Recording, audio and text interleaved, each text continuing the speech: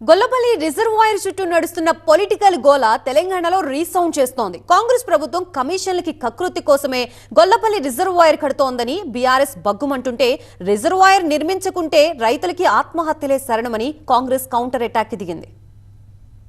మాకొద్ది Gollapalli reservoir అంటున్నారు సమీప గ్రామాల ప్రజలు. వనపర్తి జిల్లా ఏదుల మండలం గొల్లపల్లి చీర్కాపల్లి శివారుల్లో రిజర్వాయర్ ప్రతిపాదనను తీవ్రంగా వ్యతిరేకిస్తూ 103 రోజులుగా నిరసన చేస్తున్నారు. రిజర్వాయర్ వస్తే తమ భూములు పోతాయని ఆందోళన చెందుతున్నారు. బీఆర్ఎస్ కూడా గొల్లపల్లి రిజర్వాయర్ అవసరమే లేదంటోంది. రిజర్వాయర్ వ్యతిరేక దీక్షలకు సంఘీభావం పలుకుతూ అధికార కాంగ్రెస్ పై తీవ్ర విమర్శలు గుప్పిస్తోంది. నిన్న రైతులతో కలిసి దీక్షలో పాల్గొన్న మాజీ మంత్రి హరీష్ రావు ప్రభుత్వ తీరుపై మండిపడ్డారు. కమిషన్ల కోసం గొల్లపల్లి దగ్గర రిజర్వాయర్ కడుతున్నారని ఫైర్ అయ్యారు. ఇవాళ అనవసరంగా ఈ గొల్లపల్లి రిజర్వాయర్ కట్టి ఈ రైతుల ఉసురు పోయిద్దు అని చెప్పి కోరుతా ఉన్నాం. ఆనాడు బీఆర్ఎస్ ప్రభుత్వమే గొల్లపల్లిని ప్రతిపాదించింది.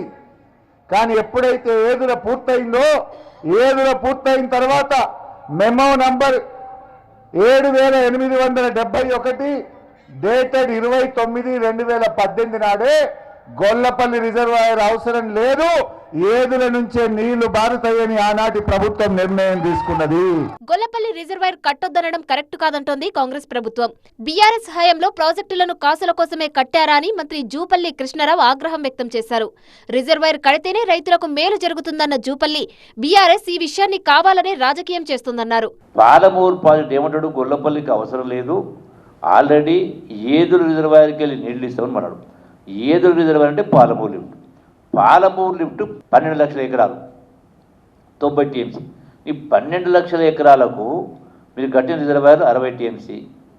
శ్రీశైలం నీళ్లు ఉంటే, మనం పంపించిన నీళ్లు ఉంటే జూరాలకు, భీమాకు, నెట్టెప్పాడుకు నీటి ఎద్దడిగా నీటి ఇబ్బంది ఉండదు కదా. మొత్తంగా ఓవైపు గొల్లపల్లి రిజర్వాయర్ వద్దే వద్దంటోంది బీఆర్ఎస్, మరోవైపు కట్టే తీరుతామంటోంది కాంగ్రెస్. దీంతో నెక్స్ట్ ఏం జరగబోతుంది అన్నది ఆసక్తికరంగా మారింది.